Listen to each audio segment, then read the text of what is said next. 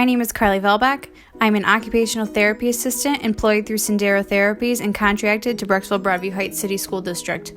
I am currently working in Stepping Stone's integrated preschool. The structure of this preschool program allows for up to a 1-to-1 ratio of IEP students to peer models. And because of the blended nature of the classroom, I am able to easily provide direct push-in OT services in their least restrictive environment. It allows me to be able to work closely with staff and doesn't limit my skills and instruction to just IEP students. Through teacher collaboration, we have seen an increase in opportunities to introduce new skills, practice of those skills within the classroom, and carryover of those skills learned in OT sessions.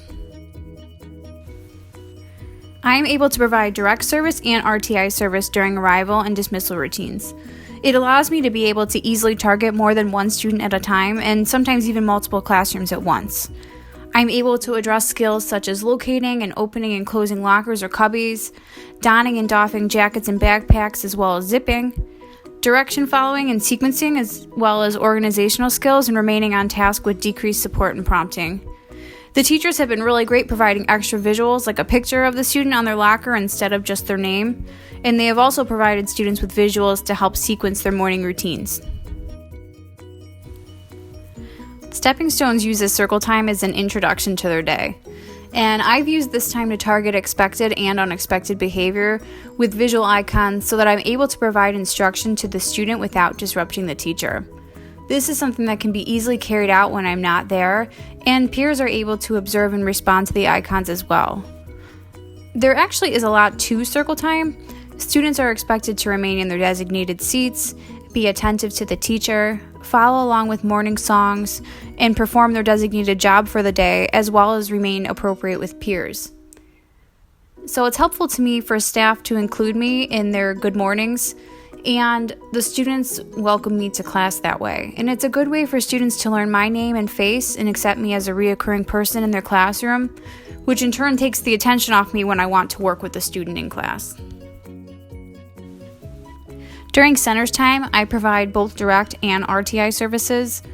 With an AM and PM preschool sessions, there are at least 2 centers times a day per each classroom, which allows me a lot of flexibility in my schedule to pick and choose what time works best for me and which class or students have the highest need.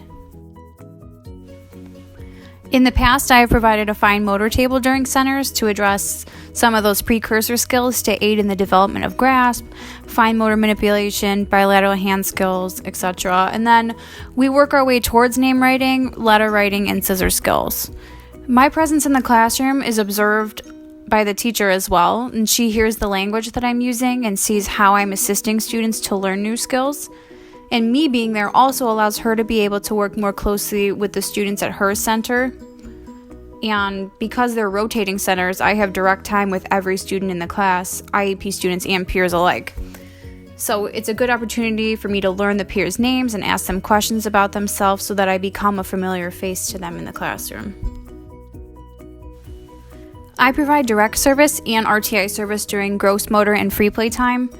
During gross motor play, I've been able to facilitate play ideas for staff and students, and the games that I choose are directed towards an underlying skill that I want to work on, and that would benefit all students. It's also a great time to sneak in some sensory, and there are a lot of opportunities for heavy work during gross motor play. During classroom free play, I'm able to target play skills and facilitate play between students who maybe wouldn't normally play together or are unsure of how to even play together. Unstructured times are often when we see a spike in self-regulation behaviors as well, so it's been a good opportunity to introduce zones of regulation. There are a lot of benefits to providing inclusive OT services.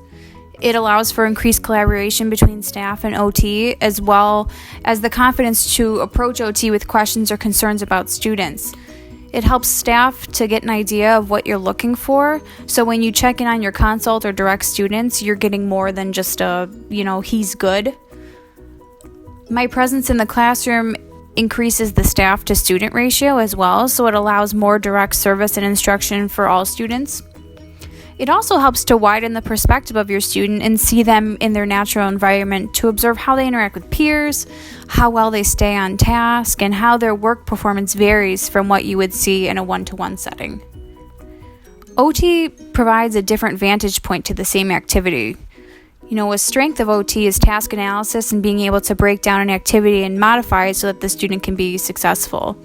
We have tips, we have suggestions, and we see things in a way that they don't. And sometimes a generalized strategy is all that a teacher needs to improve a classroom issue. Being in the classroom also lets the teacher know what I'm working on, as well as lets me know what the class is working on, and helps me to get an idea of where peers are at and the expectation of the skill. Ultimately, it provides best practice to the students in their least restrictive environment.